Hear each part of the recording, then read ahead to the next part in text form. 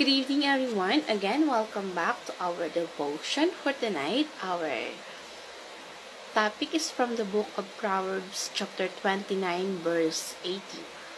Sabi dito, where there is no prophetic vision, the people cast off restraint, but blessed is he who keeps the law. Sa Tagalog version po ay, kung saan walang pangitain, nagpapabaya ang taong bayan.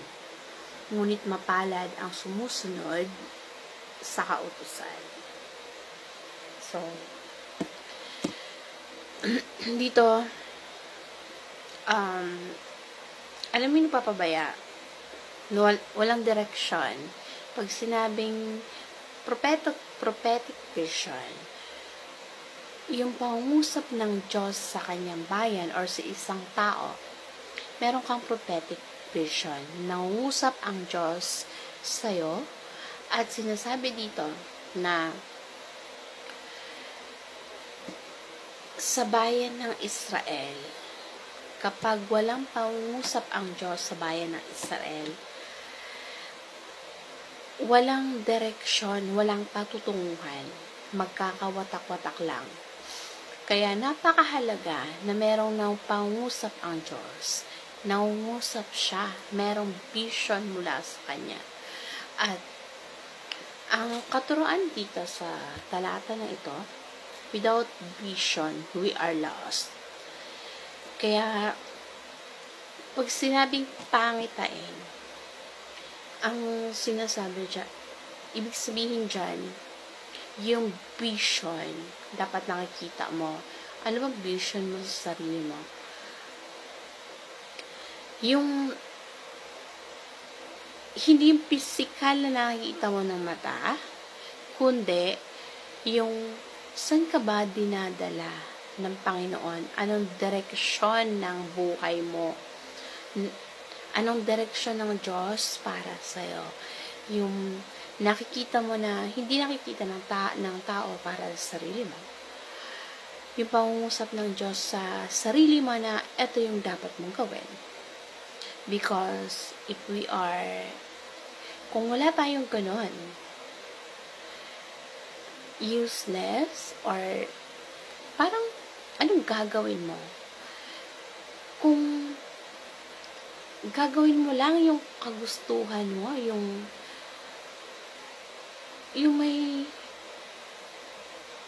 may gusto ka lang gawin. Mag-aaral ka lang dahil gusto mo makapagtrabaho. Ano yung vision mo after na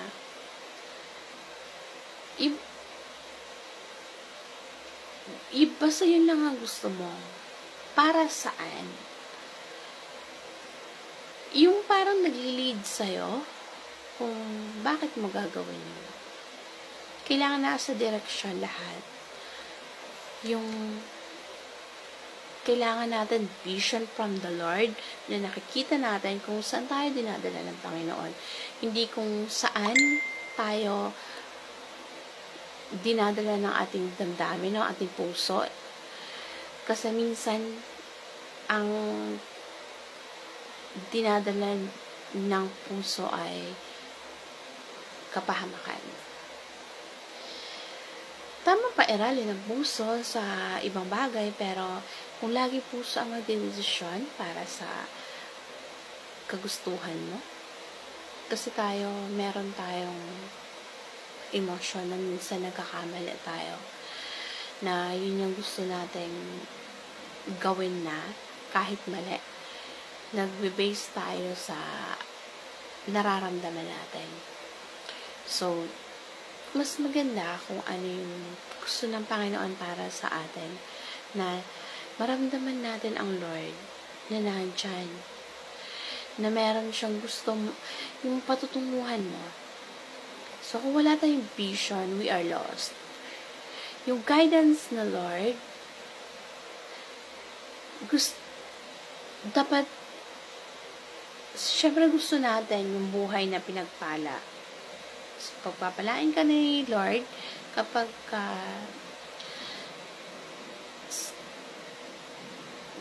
sumunod ka sa kagustuhan ng Lord. yung law na kautusan, yun yung gabay dito, na hindi pwedeng ihiwalay ang vision sa kautusan ng Diyos, na may pagdadala ng Diyos sa'yo pero susuway ka. Kung may destination ang Diyos sa'yo, sasabayin niya ng kautusan at dapat tayong sumunod para makarating tayo sa ating paroroonan. So, God's guidance makes way to a blessed. And yung kautusan ng Diyos ay yung gagabay sa atin para patungo sa blessed life. Kapag sinabing blessed, ito yung masaya, mauluwalhati, yung sarap ng pamumuhay na nabe-blessed ka, at kailangan natin yung vision at guidance na kautusan ng galing sa Diyos. Kaya kailangan i-approach natin kung ano kung pakiramdam natin naliligaw na tayo, hindi natin makita kung saan tayo dadalhin ng ating sarili, na parang wala tayong vision.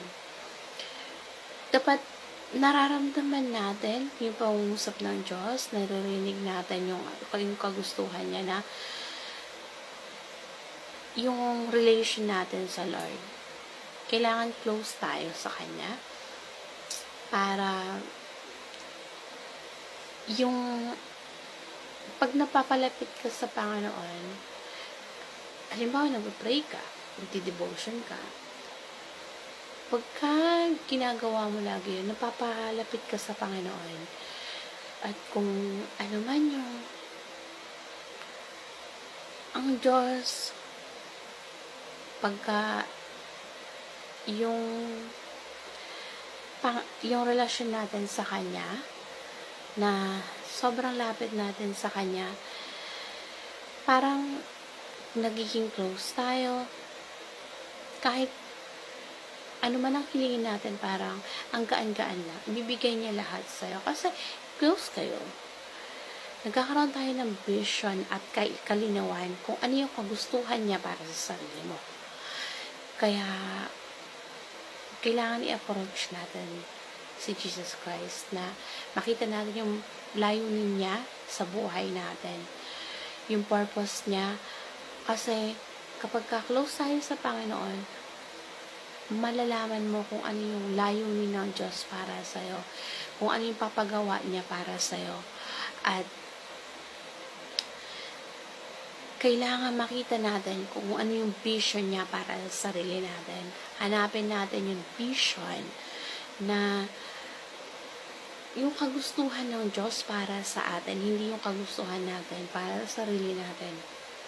Kailangang mahanap natin yan, ipanalangin natin yan, hingiin natin sa Panginoon na kung ano yung will sa atin, yung nakikita niya para sa atin, na mapatutunguhan natin. Kung ano yung plano niya sa buhay natin. Kasi hindi naman tayo ang may plano sa buhay natin. Sa Lord ang may plano sa lahat ng bagay, ang nakakaalam sa buhay natin, ang dahilan kung bakit nandito tayo sa mundo. Kung bakit nabubuhay tayo, mayroon tayong hininga. Gumigising tayo sa umaga, kung ano yung plano na maghapon na gagawin mo. So, we need to seek God. Hanapin natin sa Panginoon kung ano yung dapat sundan natin.